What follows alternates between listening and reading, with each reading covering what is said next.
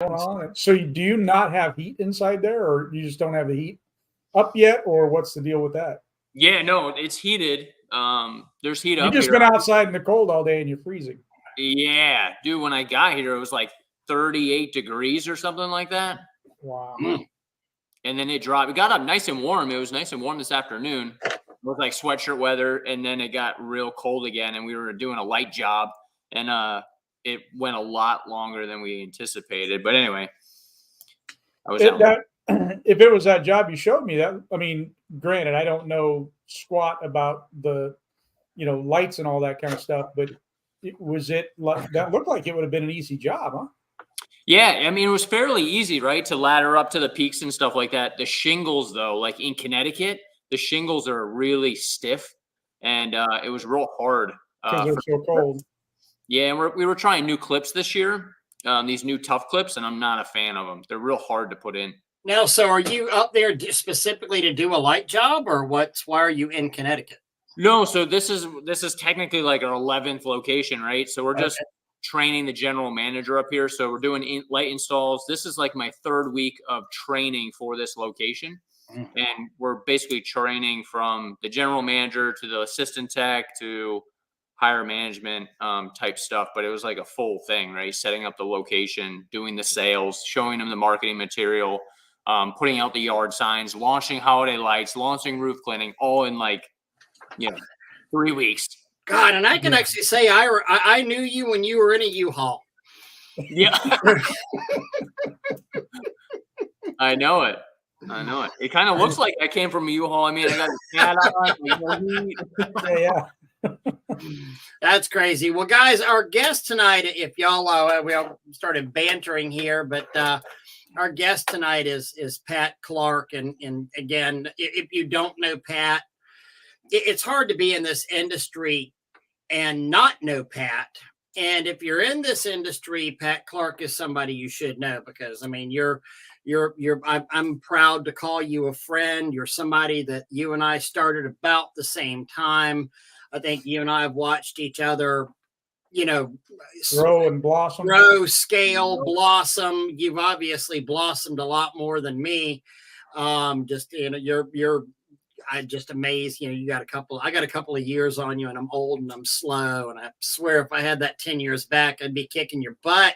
Yeah, you would. But I'm so proud of you, Pat, and I've enjoyed our time teaching together. And I know that you give good information and you believe in your messaging, and just guys, Pat Clark, I can't say enough good things about him. So please, y'all listen to Pat tonight. Whenever you're hearing this on the rebroadcast, Pat's where it's at, I appreciate that, man. I mean, just learning from all you guys, you know what I mean? Like little bits here and there and just putting them into action. I think that's the biggest thing. Like, I'm not smart by no means, you know what I mean? Like, I could work hard and I could just grow off the backs of giants, right? Like from everything we pick up at conferences and all that stuff, I think that's where I have the grit, right? Of like, when it's gonna, I don't know, when things hit the fan, right? It gets ugly, I just keep pushing. Well, so many of us can sit here and talk about theory and talk about what happens and talk about, but whenever the bullet hits the bone, it really has to do a lot with the tenacity and the getting out and doing stuff. It's real easy to talk about what should be done, and Doug, I don't mean to leave you out of this at all, because all three of us have been in bad situations financially where it took getting out and getting stuff done. If you don't Goya, you're leaving. You're doing yourself an injustice. Is all you're doing. The rubber's got to meet the road at some point. You can sit here. I mean, I have guys that come into this store every week that tell me what they're going to do. I don't see always going to do it. I don't see, the ones that are doing it aren't telling me what they're going to do. They're just doing it. Yeah. And I would imagine, Pat, it'd be the same thing for you, where you get these phone calls all the time from people, and you sit there and you talk to them, and I know I have a guy that I really like him as well, and I've gone further with him than I probably should have or would have, But I finally told him, you ask me the same questions every single year, and you're obviously not, you when I ask you what are you doing, well, I'm gonna do, but you're never doing, right? So Right. Don't you tell me what you did. yeah, No, don't tell me what which is kind of like a coaching group where that's where a coaching group really kind of comes into effect, to somebody to actually hold you accountable for what you're saying you're gonna do. Yeah. Well, let's see where you did that this week. And that goes. So what's your biggest take on coaching, Pat? Mine? Yeah. Yeah. So, I mean, well, I was on the coaching side, right? Been coached, and then I was the coach. I mean, hands down, coaching is a necessity, I feel like, especially in business, right? Because we get beat up all the time as business owners, and you don't have a boss that is like looking from the outside and guiding you, right? Because when you're in the weeds, and you get stuck, and you can get in your head, and you can, do so many things, especially in the beginning days. I know I had a lot of hats I had to wear. And I wasn't doing things like tracking the numbers. I wasn't, I was putting out marketing material, but I just wasn't tracking it. I wasn't seeing what, was working and what wasn't working. I was going off of my gut, right? And so with coaching, it's taking the emotion out of it. It's running your business on systems, right? And then there's principles in there. There's strategic things we do inside of marketing, inside of management, right?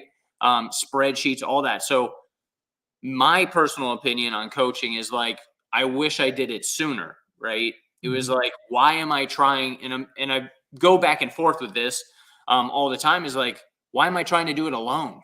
Like, is it an ego thing? Is it like, I want to do it, I want to say I did it? It's why we don't get off the truck.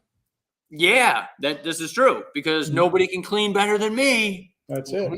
Right? And it's a nobody cares as much as I do.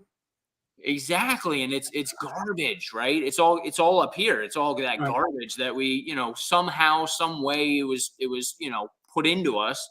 But the fact of the matter is, like, I can go so much further with like you two, right? Like, we can reach more people together than we can individually, right?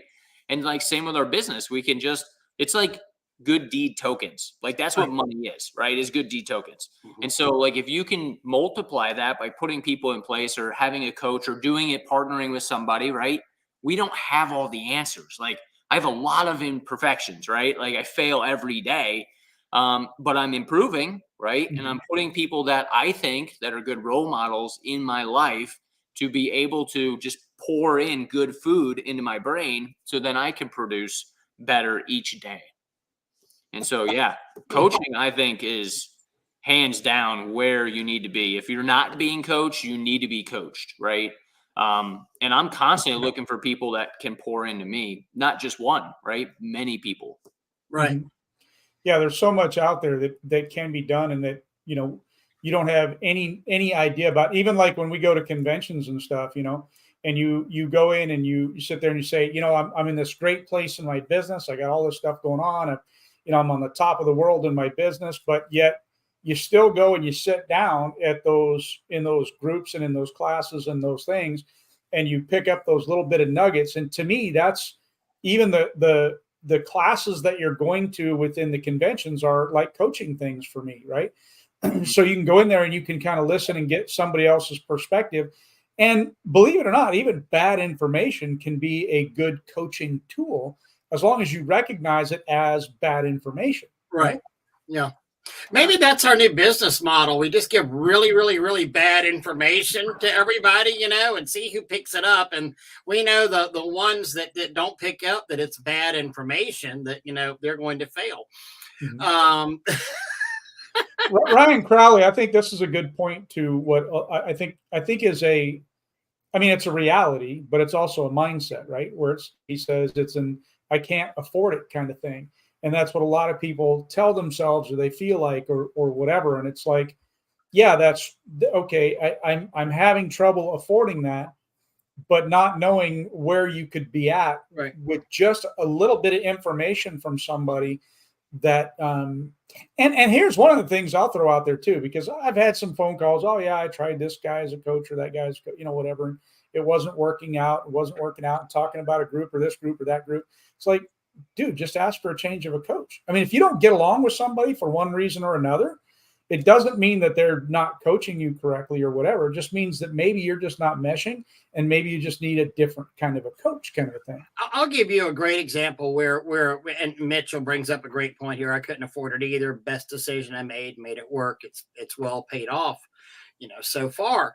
I did holiday lights, and I did holiday lights back in 2015 or so, when they were really just becoming a thing. And I still remember, I mean, we had a choice of white incandescent, white LED. LEDs were so expensive back then. Mm-hmm. Colored incandescent or colored LEDs.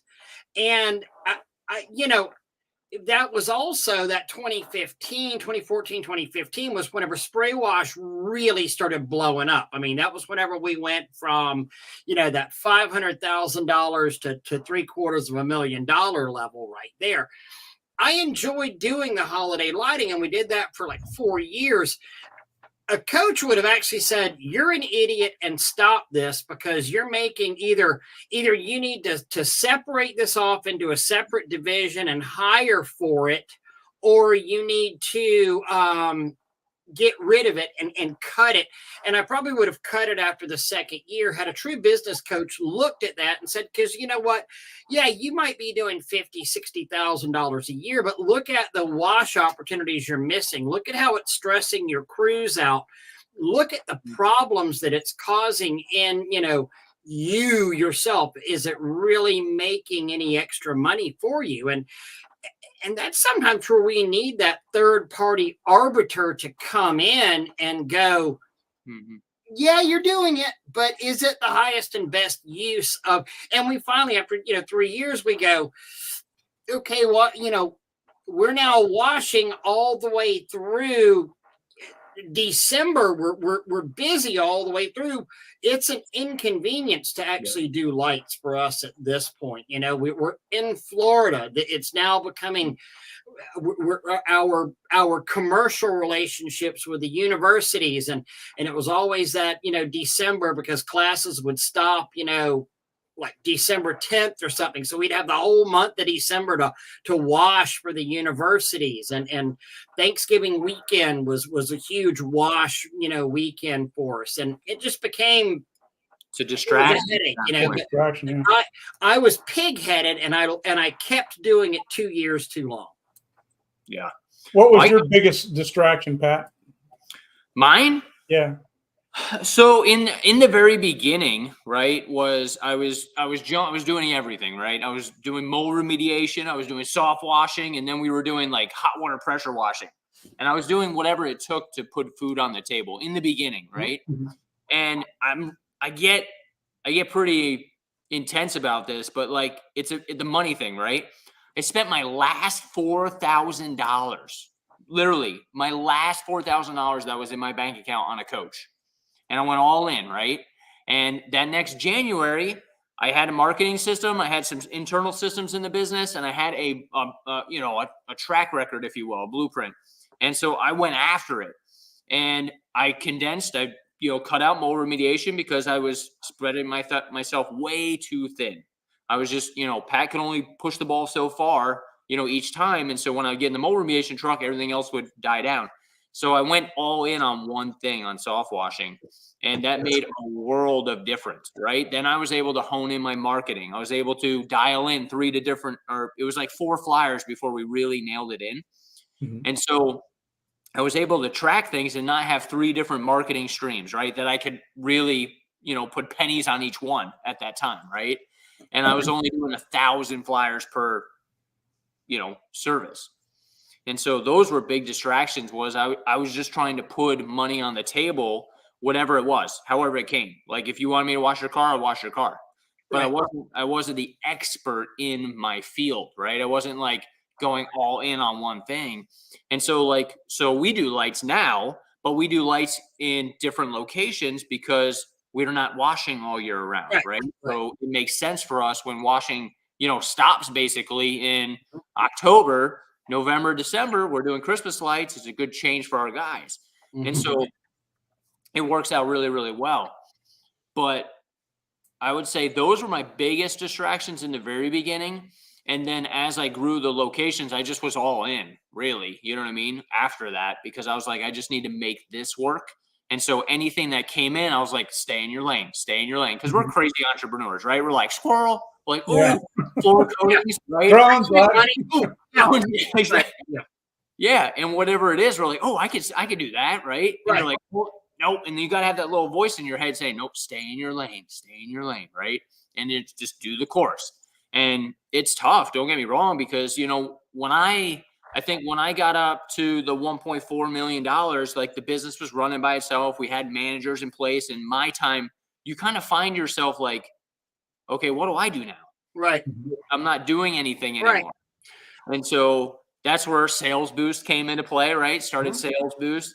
And I think I started something else too. I can't remember. I know I started Gutter Butter for the kids, but then they, that was them. And I was like, you guys got to do it. I can't do it. Right.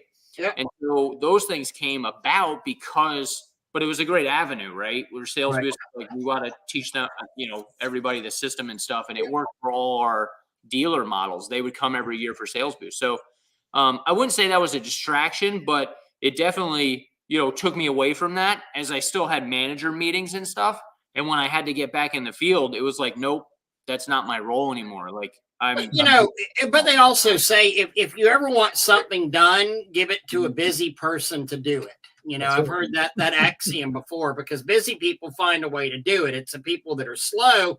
They have all the time in the world to get it done, but they don't wind up getting it done sometimes, Yeah. But, Pat, and I don't mean to tell the world too much, but I mean, I know, some conversations that you've had, and I remember being on the phone with you one night for about, 3 hours, COVID period. And just because, you're on top of the world at one point, things can change, and things can change real suddenly, as it did for a lot of us. And I think that's part of, you used to always say this word, and I'm going to be completely honest. I cringed every time you said this word, but pivot. I knew pivot was coming. Pivot. I just, stop saying pivot. But it's true, though. I mean, you had to get out there and reinvent Pat Clark, and you had to reinvent Precision, and you had to do a major pivot in 2020, didn't you?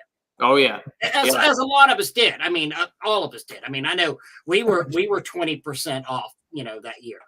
Yeah, it was crazy. I mean, we didn't know what to do, right? And I'm looking and I'm like, crap. Like we're in this leadership position and everybody's looking at us. We're like, okay, like what do we do? You know what I mean? They didn't want to come into work. They didn't know if we can go to customers' houses. It was like this big thing, right? And I'm like, oh crap. And they're looking to me and I'm like, I don't even know what to do. Like, what do you do? Right? So I'm like, well, let's go clean playgrounds. You know what I mean? Get on the news. Let's try to figure something out. And that's where we did the whole sanitation. And then everybody was doing the whole, we were doing we did a lot of sanitizing, and found out that was going to be, found out really and truly that for COVID, probably that wasn't the best thing in the world to do. Hindsight being 2020, kind of like a vaccine. But, was that my outside voice again? Damn it. Outside voice. But we all had to change, and then I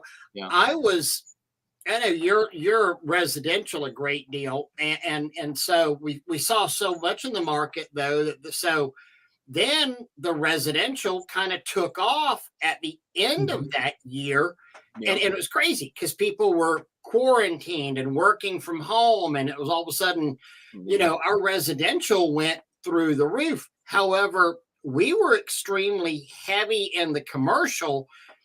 We fell off from that $1 million that year to like 820, thousand. So we were about an 18%, fall off in revenue on that, because our commercial places were pulling back on every single aspect. They hadn't done the PPP stuff yet. They hadn't done any kind of government help on there. But then we saw in 2021, literally a 400,000, which, you know, at that point, if you go from 800 to 400,000 on top of that, a 50% upswing on there. I mean, so you're going from 800 to, you know, I'm sorry, it's a 500,000, 1.3 million in sales. And it was like, oh crap. I mean, it's damn near 100%, but it's, you know, 80% uptick in your sales right there. And now suddenly you've got to do some serious juggling and figuring it, you know, out. I'm not going to say that COVID, you know, took out or didn't take out people that deserve to stay in the game, if you would. But to me, COVID did kind of show the metal for the man kind of thing, because same scenario where, you know, when that first happened and we shut down the company, we shut down for one day. And I'm like, there's no way I can do this to my employee. I can't. Right. Yeah. What do? We clean. That's what we do. I'm like, I don't know how I'm going to do this, but I'm like, everybody goes to work. We're going to sit down. We're going to figure it out. We spent the day at the, you know, day number 2 at the shop. And I'm like, we're going clean stuff. And so, you know, we had contracts already in place, things already in place. And we started showing up and people were like, yeah, okay. Yeah. And it was so amazing for me because I thought for sure, and I sat down with my guys and I said, look, residential is going to die. Let's just face it. Nobody wants us, right? So residential is going to die. Our commercial is going to go through the roof. We're really going to be pushing that. You know, boy, was I so wrong in that, where the commercial just died and just like you're saying, and then the residential just started going up and up. And we didn't stop because we're an essential business. Yeah. So I had other people contacting me that were not in the wash industry, and they're like, well, what do you think we can do? What can we do? And I'm like, if you're a business owner, you're an essential business. I mean, to a certain degree, you have to find, it's up to you to decide, hey, you know what am I going to do here? Because am I just going to sit on the vine and die? No, a good business owner is going to figure something out, is going to do something, is going to break away. And that's where the sales and marketing thing comes in as well. What are you going to do? What are you going to do, Pat? You're going to Goya. Pivot. You're going to pivot. Pivot. Yeah. That's it. No, I mean, you know, and Pat, I know you had to do that with your company. And I mean, I think that's part of, if we want to talk about this with the coaching, we want to talk about it with however, you know, but even having that peer network of guys you can reach out to and say, what the heck are we going to do at this point? You know, I mean, what's working for you? What's not working for you? I know that us during that period, our commercial, then the next year, our commercial went absolutely crazy. And people and our commercial guys were and we had the contracts too, Doug, where we're like, you know, our hospitals and our medical facilities. And it was at that point, then it was like, well, make it smell extra bleachy whenever you come out and you wash. Get rid of the Apple wash just so that exactly. We don't want to smell like apple. We want to smell like bleach. Yeah, we want it to smell sanitized. Yeah, you know, and but again, this is just part of it. We've got to change. We've got to literally pivot, for lack of a better term. So what are you doing racing wise now? Yeah, I mean, you haven't broke anything in like 2 weeks or so. So I know, man, it's a record. It's a record. No, we haven't. So I haven't done anything actually this year. It's been crazy, kind of go. I thought I saw you doing some motorcycle stuff this year. Oh, you might have seen like the test and tune days on Thursdays. Gotcha. Yeah, so I was testing out my buddy's bike. We were tuning it in. So I do that on Thursdays when I'm in town, and then we'll race down at the dragway. Oh, fun stuff. So Pat, are y'all are your precision still out there slinging flyers? Yeah, to be honest with you, not as much. They've been doing a lot of EDDM. Direct mail has been really good because a lot of people are holding off. They're doing like Google, and a lot of people are doing the internet stuff, and the internet stuff isn't working as much right now. Right. And so to the mailbox, people are holding off on the mailbox. It's expensive, don't get me wrong, but you have to have the marketing stamina. And so Right. we started that early on, and then we built it through EDDM and then slowly to direct marketing because that's more expensive. But well, it's consistency. I mean, when you say stamina, let's also say consistency Right. on there too, right? Right. And So what are you guys doing to track what's working where? Yeah, so we have tracking numbers on different things, right? So like we're doing a lot of things right now, like Money Mailer, Valpak, and we have different tracking numbers on there. And so we run a report every month, and then we vet each one of our marketing sources, and then we see how much the average ticket is per marketing source, whether it's yard sign, clip flyer, Google, whatever it is. We want to know what our average ticket is for that lead source, right? Because they could be coupon clippers and they're, Money Mailer, for instance, right? And they're low tickets, 200, 500 bucks, whatever. Right. We want to kick that out. And so every month we vet the marketing to see if it's over our certain threshold for that marketing source, depending on what's going on, right? Because everything works together. So it's not one thing that works, it's everything that works together. They always say, like, I think now is they got to see you 7 times before they call.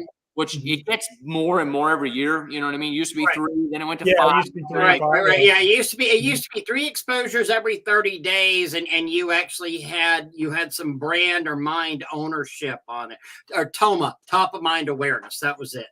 And think about I haven't heard that term in years. TOMA. It's still true, top of mind awareness. But think about this though. That's where we run into a problem as small businesses, because there's so many more places to get messaging right now. I mean, log on to Facebook and you're going to catch it. If you scroll up Facebook a couple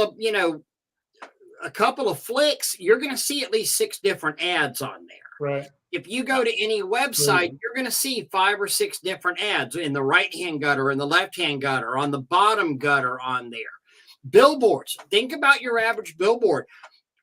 When's the last time you saw just a good old-fashioned regular billboard that wasn't either a digital billboard that rotated every 45 seconds or one of those 4-way billboards that physically, spun around?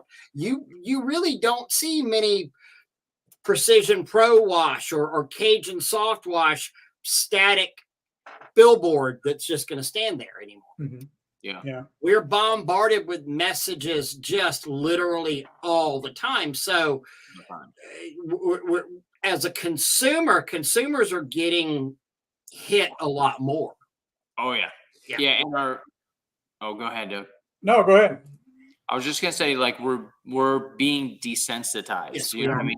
To what's going on. And I think so with AI and all this stuff coming in, we're having this big truth bomb going on with what is truth and what isn't. You know what I mean? With video, is it that person, right? What are these ads? Are they just trying to scam me to get them to buy? Is 50% really off? Whatever it is, right? And so we got all this going on. And I was just listening to this podcast, and the guy was talking about how if you watch the news in the morning, like if you have a routine and you're watching the news in the morning, you're 27% more likely to be angry in the afternoon. Oh, wow. And this is crazy because he studies the brains.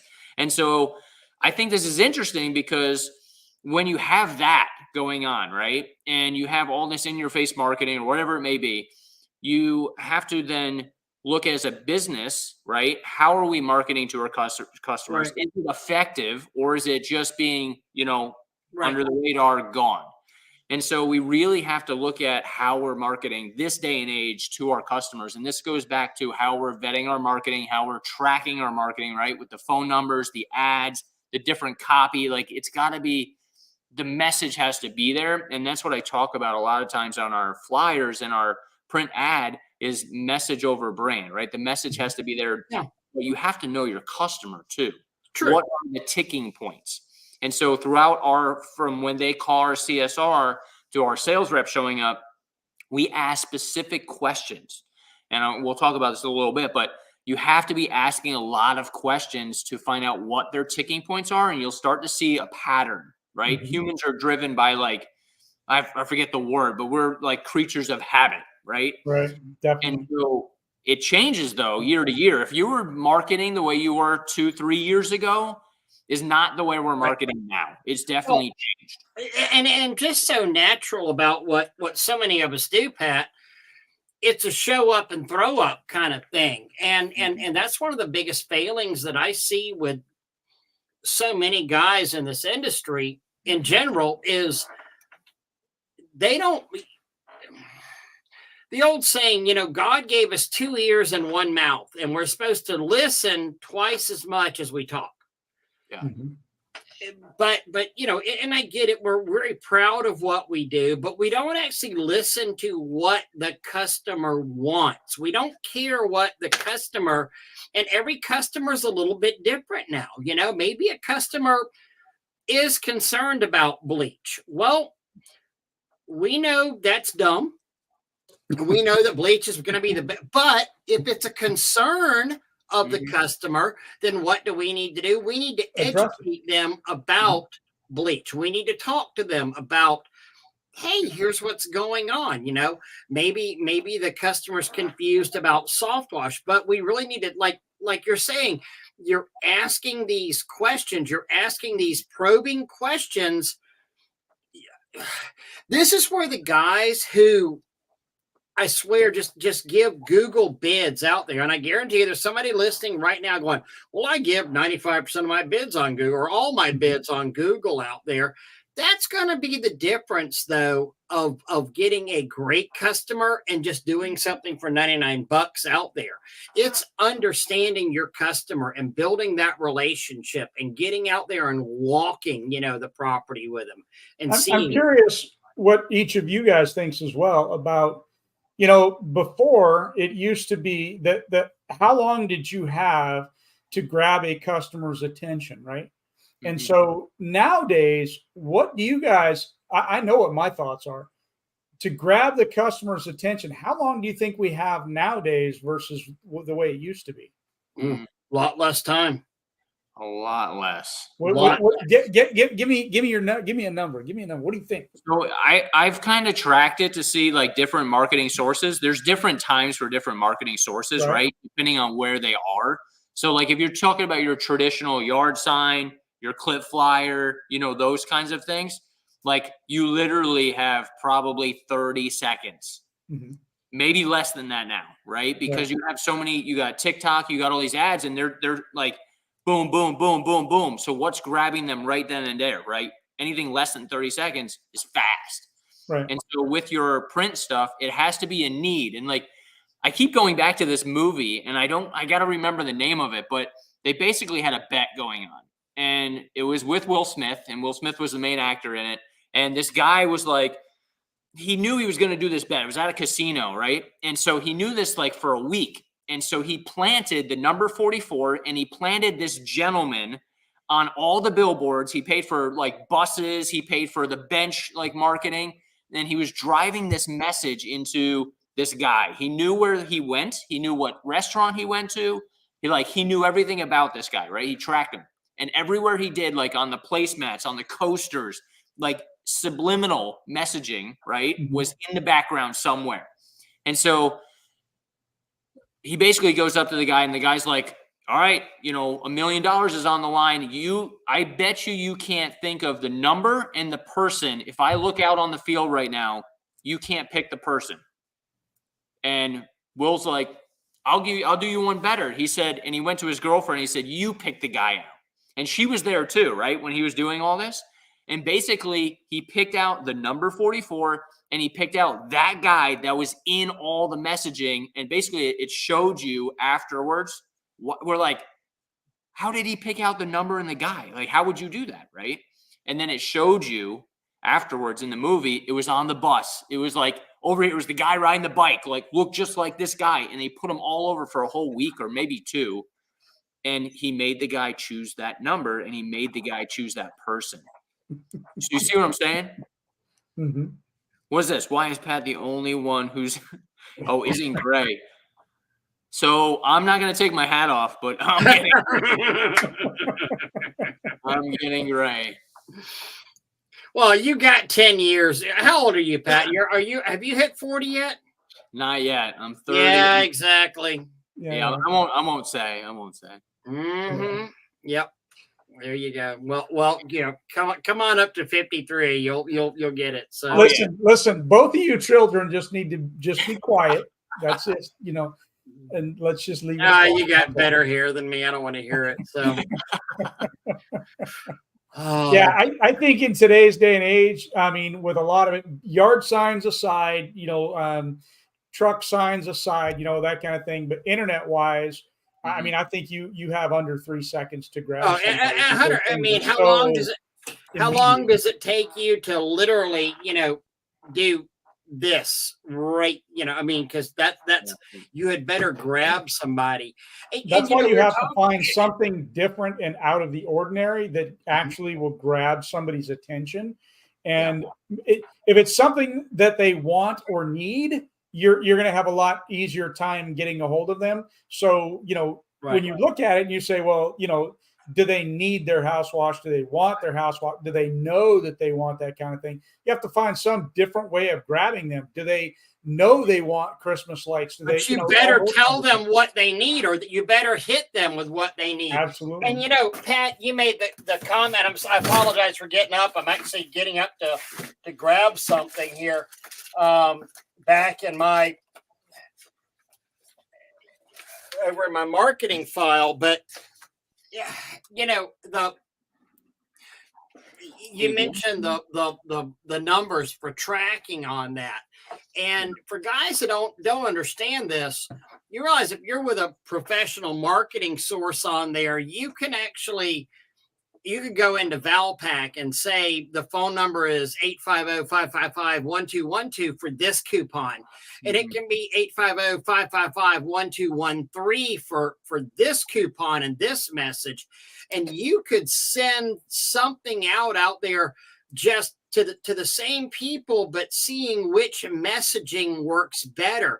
Do people care about time savings? Do they care about value pricing? Do they care about them not having to work as hard? What's important to people? And you can really hone in on your message on that. Could you speak to that, Pat? Yeah, no. Well, I want to reverse a little bit, because you have to build trust. It all comes down to trust. And how do you build trust in your marketing, right? You have to, like you said, you have to be consistent with your marketing. But not only that, you have to bring value. Trust comes with value. Like if you give me value, you're like, hey, by the way, winter's coming, cover up your spigots, right? Like, hey, what's some educational stuff that you can do on social media that's like, you're hitting them with the boots on the ground stuff. You're hitting them with the yard signs, the truck signing, all that stuff. But then they get to a social media thing and they're like, wait, hold on. Precision Pro Wash says I got to do this in the wintertime. I'm building trust with them. And then when it comes time to buy, who's going to be there, right? That's something we've said for a long, long time, right? Like we always talk about this on commercial properties, especially. Like sometimes people say, well, how do I get in with this particular, HOA, or how do I get in with this particular bank, or how do I get in with this particular? Look, you don't go in with a sales call every single time and doing that. Go in with a help. Maybe your first contact with them is, hey, did you know your sign out front is broken? Hey, did you see this? Hey, did you see that? Did you know about this? Did you know about that? These kinds of things. Hey, I saw, one of your trucks going down the road the other day, and the driver was super respectful. I was just wanted to give you a little bit of praise over that. You share a different message other than a sales message, because guess what? Your signature is there. They're going to see it. And, it's going to stick in the back of their brain, and you're building that trust with them. One of the greatest ones that ever worked for us was, we understand you probably have a relationship with a pressure washing company. But understand that in case they ever get busy, we'd love to be your backup. We'd love to, in case they can't get to an emergency. I don't want to take their job away from them, but we'd love to be considered just simply a backup to them if possible, and not going in there. This is where people show up and they want to sell. They don't want to meet the needs of the people. They don't want it. They show up and they throw up, Yeah. Huge. I love that, because it's going in with a different message, and that you're genuine. You know what I mean? Not just every other salesperson that walks in their door. Hey, I can do this for you. How can you add value to them? Well, and that's the key point there. When you look at it and you say, if you go in and, like, as a great example, Ray and I have talked about this in the past, where, you go to some of our customers and, Ray says, a guy walks in there and he sees the manager behind the desk and he's drinking out of a spray wash mug, and he's writing with a spray wash pen, and he's rubbing his mouse on a spray wash thing, and then he's putting his coffee down on a spray wash coaster, and he's using spray wash notepads. You're not gonna, there's nothing you can do there. So talking trash about spray wash isn't going to do you any good. That's But right. hey, if you ever need somebody extra as a backup, just like you said, now you're doing a completely different message than everybody else is doing, and you're not hounding the guy. It's value time. Yep. Like, I don't know if you put that up there, it's kind of like the 50-mile-an-hour test on vehicle reps. If you have that long to grab their attention, 100%. I mean, I see these so complex, graphics out there, and that's one of those things that's brand over messaging over brand. What do you want to put on your vehicle out there? Do you want to put messaging, or do you want to put brand? And especially if your brand isn't okay. Spray, I'll be real proud here, but Spray Wash was a great brand because it kind of said what we did. And I was one of the first people to ever use the term spray wash out there. I was kind of proud of coining that term. Maybe I wasn't the first, but that said what we did. So that was kind of message / branding together. But if you're, I don't know, DuraGuard, no, and I think that's actually Nick Smith's, but one of these Precision Pro Wash makes sense. Cajun Soft Wash makes sense. Cajun Soft Wash makes sense because the name is there. But I can think of all these other companies that the name doesn't actually say what they're doing, and they've got this incredible logo, and you can't even tell what the heck it is, but they're so worried about pushing their brand. But if their brand is driving by, you can't actually tell what their brand is. Does that make sense? Oh yeah. Yeah, it took a while for Nike to have that logo, or McDonald's to have that logo, to where it's brand recognition. And if that's your goal and that's your plan, then that works out. But you just have to know that it's going to take a long time to get there doing it that way. We've had that conversation with so many people where, well, let's talk about Eric and Lisa. You remember what their name used to be? Oh my God, who was I think it? It was A&E. A&E, yeah. That's and right. Then they moved to Liberty Soft Wash, right? Yep. So, I mean, Liberty, the area, and then Soft Wash. I mean, it completely transformed their company by making that, whole distinction, that whole change, right? Mm-hmm. Yeah. No, and that's it. There was somebody else that did that same thing. Go ahead, Pat. Sorry. No, I was just gonna say with the vehicle wraps, it's the messaging, but it all has to be the same too. I've seen it where their trucks say one thing, their flyers say another, and then their brochure, like it's not consistent, right, all the way through, and that's key, especially nowadays, right? Is like that brand recognition. So when they see an ad, online, and then they see you, going down the road, it's all gotta live together in the same ecosystem. I mean, that's why, this is one of the first flyers that I ever did.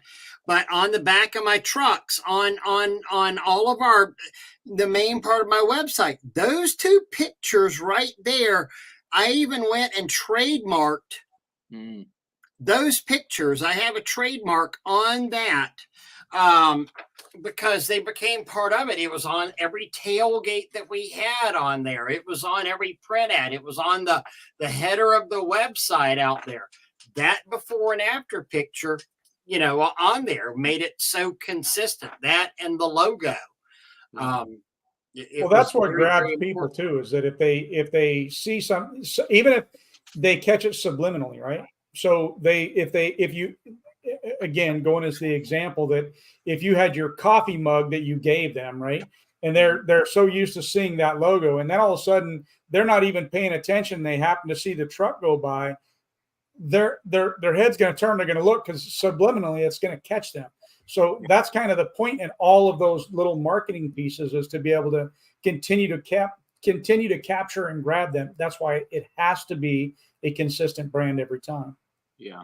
Which is really weird. TJ saying his wife is a marketing professional. When we started the business, she chose the name, location, and service made for easy marketing, North Texas power washing, which is really weird because he's actually in Arizona. And no, I'm kidding. It's in southern Arizona, so I mean, it might be a little disconnect there. That's funny. That one went over my head, Ray. I got to tell you. Keep it simple, stupid. Catchy, sticks in their head. At least it works for Mr. Mister. Yeah, absolutely. Grace is going to hit you. James, what if you put the logo and name upside down in your trucks? I mean, hey, it may make people. Why do we put stuff in pink? In October for breast cancer awareness. I mean, you tend to notice it. People always ask me why I put the reels on the wrong side of my truck. That used to be something people would say to me all the time. I used to catch so much grief over, man, you put the reels on the wrong side of your truck. I'm like, really? Yeah, you're missing the entire point. I got to park the wrong way on the road. That's who you notice. You don't notice all the back ends of all the cars and trucks that you're passing, but that one truck that's parked the wrong way, you notice. Yeah. So, that's why I did it that way. There it is. Yeah. Tommy Mello did that. He did that with all his billboards. He put them upside down. Yeah. So it's curiosity killed the cat.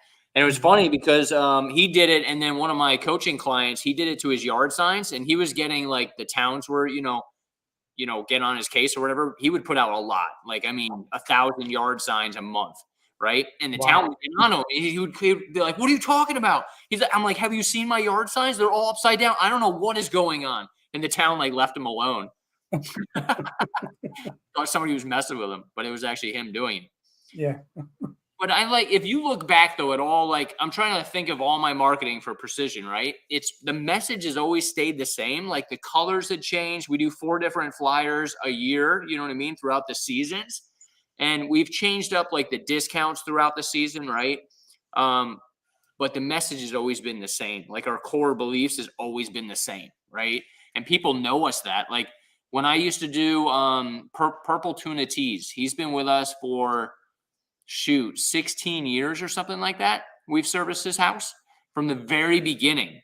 And it's pretty cool because he's been there through the whole thing too. And your customers buy because of your story. And everybody on here has a story of some sort, how they got into business, whatever it may be. You need to put that stuff in your marketing on your website, right? Because I have customers call me, if something happens, my team messes up or we killed a bush, and then they call and they're like, hey, Pat, I just want to let you know what's going on. I said, look, I'm going to make a phone call. We're going to, no matter what, we fix it. We do what we say we're going to do. We're going to take care of it. Yeah. And he's like, I know why you're so successful. He's like, I read your story on your website. And I was like, holy cow. So the customers who really care are the ones who read the story, who buy from who they like and trust, and they do the homework on it. Oh, say that again. People buy from who? Yeah. Whom they like and trust. No, well, I always said no, like, and trust, People they know, people they like, and people they trust. Yeah. Yeah.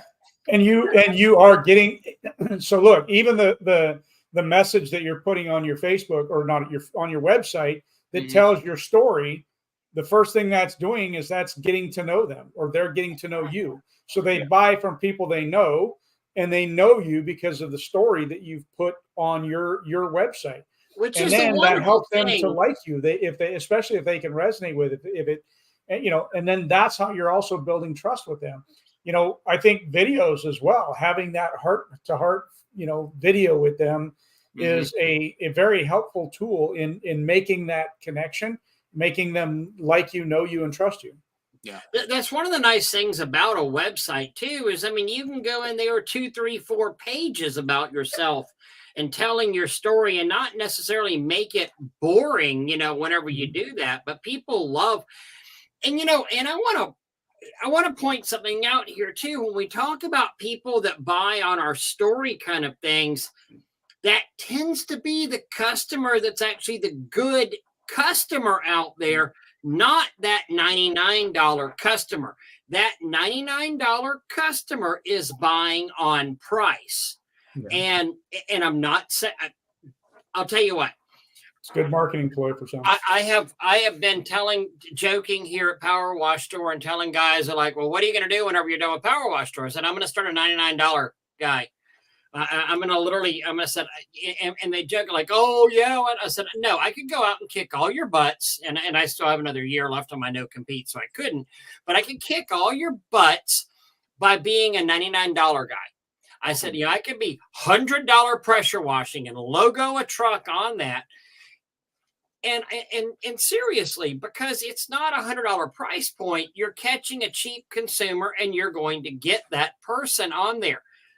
Mm-hmm. It's not what I would like to do. It's not what I would want to do, but there's certainly, everybody's got a place in the food chain. And Pat, we've said this whenever you and I have taught together.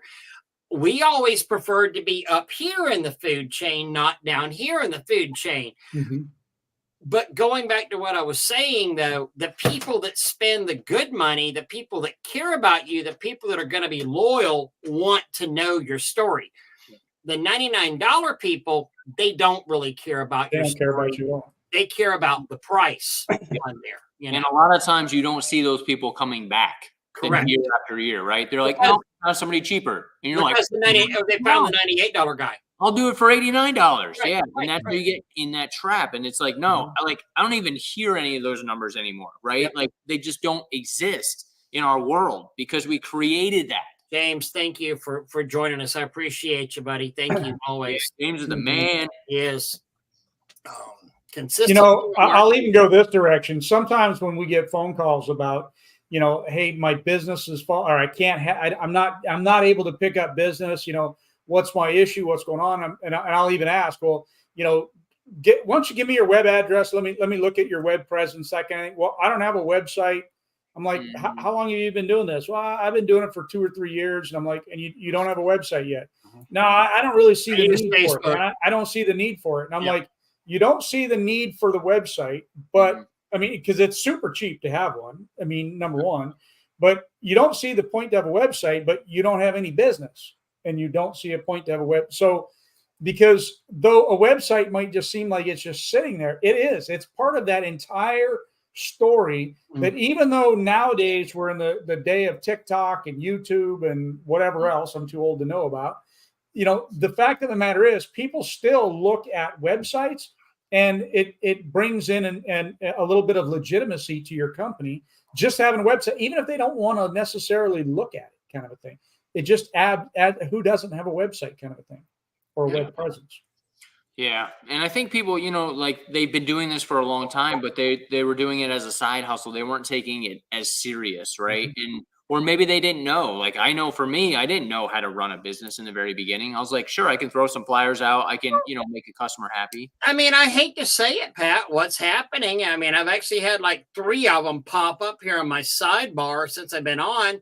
Mm-hmm. The 4 horsemen of the apocalypse are out there telling people you can make $300 an hour pressure washing out there, and people watch these stupid YouTube videos going, oh, I can make all this money, but then they don't actually watch the rest of it. They don't go the rest of the way into it, that you need to actually build a business there. And they call it building a business. You're not going to be successful overnight. I mean, you've got to build it stone by stone by stone by stone.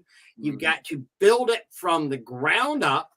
My big question is, you can make $300 an hour, but what happens after you wash your mom's house, your aunt's house, and your sister's house? Where's the next 172 customers coming from? Because that's what you're going to need to do out there, so it's really, people forget about that, in this thing. And it's not just as easy as, so what we're seeing right now, and I have this unique position in my life as a power wash store owner. I get to talk to contractors day in, day out. I'm now seeing, especially with the newer guys coming in, and it really, and Pat, we said this, Doug, we said this, old guys in this industry, and Pat, you're welcome to the old guy club, even though you're such a youngin'. But we said this 5 years ago that it's going to become landscaping. Remember, did y'all remember hearing it? It's going to become the landscaping. Just like landscaping. And guys, I'm seeing it, I promise you, on a daily basis where, well, if I can't do this job for $149, then I'm going to go to $139. I can't do it for $139. I'm going to go to $129. And what they're doing is they're just dropping the value on, instead of keeping the value up and explaining why they're better. Mm-hmm. And maybe you're not my customer. They keep trying to get every customer in there and find the price point that the customer's willing to pay. And it is totally crashing. It is crashing. Now there's some old school guys in this that are still doing very well, but I'm seeing the price points just get crashed in this industry. Well, they got another thing coming, because the way prices are going up, SH is going up, all our costs are going through the roof. And so they are shooting themselves in the foot. You know what I mean? And yeah, we're seeing it. Like, customers like, we can get it done cheaper, and that's fine. They can go there. Yep. They might be able to do it this year, but I guarantee you're not going to do it next year, because those folks are not going to be here. And you know what James is saying is 100% right. The problem with the $99 guy, it's almost like the $89 carpet cleaning guys. Once they get your foot in the door, they scare you, upsell everything. By the time you get done, you pay $500. In a few days, you have buyer's remorse, never use them again. Don't be that guy. I 100% agree with you. It's a business model. It's not one that I like. Hell, there's somebody out there pushing literally that franchise model right now. There's a website, the $99 guy. He also builds skids. I was kind of surprised to see somebody doing that. There was a big debate in one of the forums the other day about it. I was kind of shocked at who it was. I wouldn't have thought that from them. And yeah, like, I've never called Stanley Steamer for a $49 carpet cleaning job and paid $49. Mm-hmm. Yeah. I never ever got out the door for $49. Just like the landscape business, though, I'll say this. I mean, in the landscape business, hold on, this is the security going off at my building. Okay, I'm gonna duck. Hold on. All right, no worries. So TJ is saying oversaturation by non-professionals, 100%. And yeah, it's already happened on there. But you just got to combat it. You know what I mean? Like, have a better presentation that combats, not bashing nobody, but educating the public on what's going on. Like, whenever something goes up in our company, that goes right into our price sheet on Monday. You know what I mean? Like, if SH goes up another 10 cents, goes in our price sheet on Monday. Yeah. Because that's ultimately coming out of the profit, right? The EBITDA of your company at the end of the day. And so, yeah. And it's a hard cost, not even as a speculative cost, Pat. I mean, that's a hard cost that I can say, okay, it costs me. I got a zip, guys. All right. Yeah. Okay. Pat. All right, man. See, Doug. It's not even a speculative cost going, that might go up. No, it costs me $100 to fill up on Monday with bleach. It costs me $120 to fill up Tuesday with bleach. Yeah. Yep. Big difference, Exactly. Yeah, no, it all goes up, especially, with holiday lights, right? If you're doing that, you have a lot of cost up front. You better know what you're talking about, and you better know when to get it too, because people lose their butts in holiday lights because you got a hard cost there and it's expensive. Mm-hmm. Well, a lot of people, these people work for customers, not clients. Customers are a one-time transaction, quick and dirty. Client, bingo, 100%. Client you build a lifetime relationship with for returning business. That's right.